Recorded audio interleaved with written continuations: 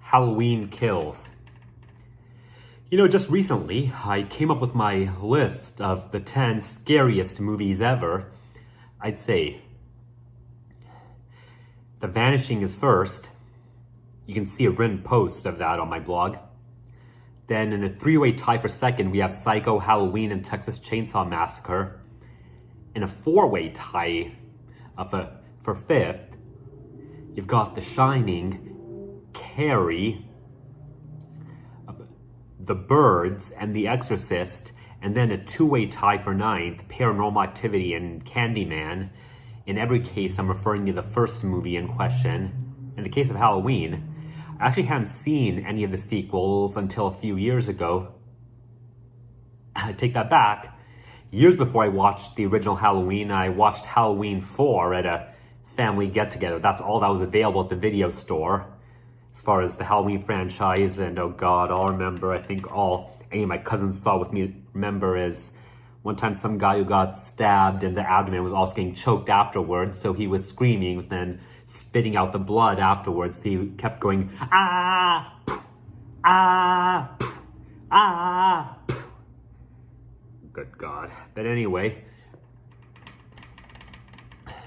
it was on crack.com, a website I love, that in 2018, at one point, I read an article talking about the crazy continuity of all the Halloween movies. I mean, of course, there's the original about Michael Myers, who in the prologue, while a little boy murders his older sister, he has his much older sister, and then he goes to a mental institution for 15 years. The main plot of the movie is about him escaping and returning to his hometown to attempt to kill some teenagers, including someone slightly younger than him named Laurie Strode. Then Halloween 2 builds on the original's plot, revealing Laurie secretly Michael's other sister, and he pursues her once more.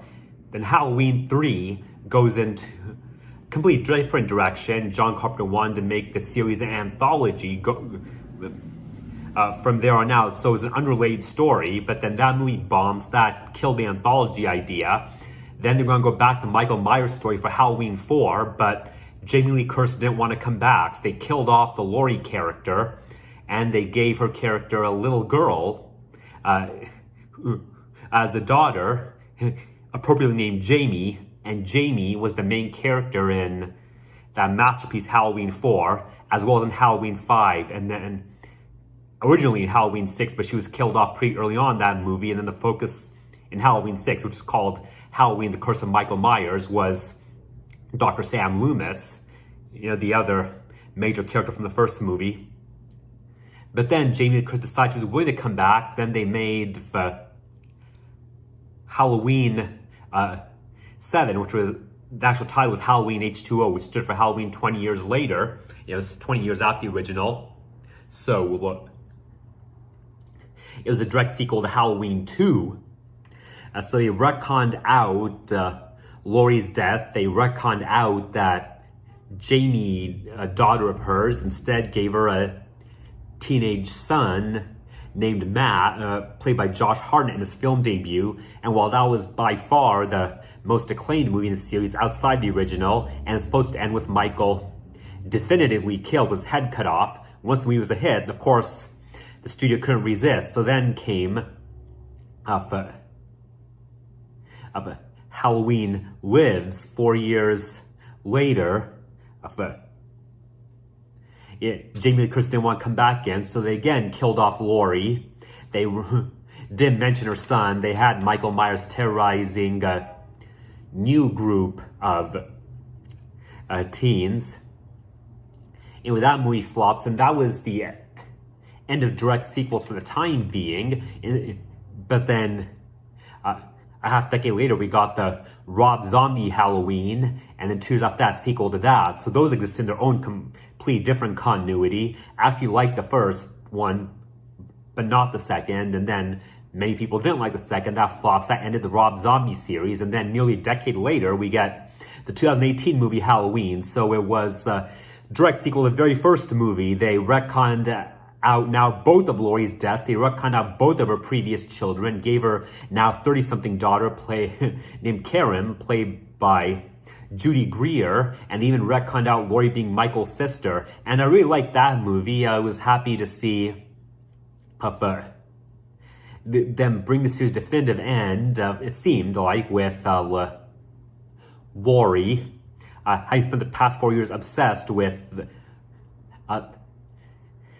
offing the guy who isn't her brother, who almost killed her. But then, yeah, they left, I guess, the breathing at the very end of the credits to indicate Michael was still alive, and now we get the sequel. So it's revealed he escaped from that fire at the end of the 2018 Halloween movie, and now in this movie. Excuse me, Halloween Kills.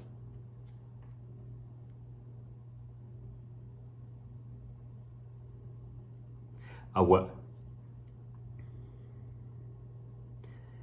we get the news that Michael Myers on the loose again, and then it's really cool. There's a prologue set in 1978. We find out the backstory of Will Patton's character, Sheriff Brack, from the first movie, what happened to him that Halloween, that infamous Halloween, 1978. We also introduced to several children whom Michael terrorized.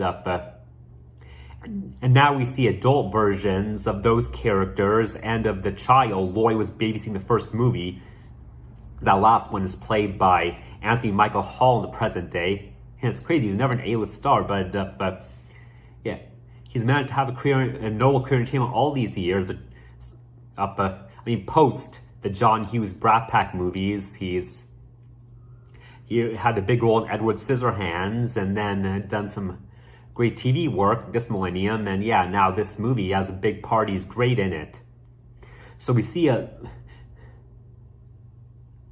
the people who were terrorized by him back in 1978, or the relative people who were killed by him in 1978, or in the events of the last movie, which just happened at the time this movie takes place. Forming a mob, they want to kill Michael Myers once and for all, and can see it's scary how the desire to fight the pure evil has united the community. It's so powerful. And while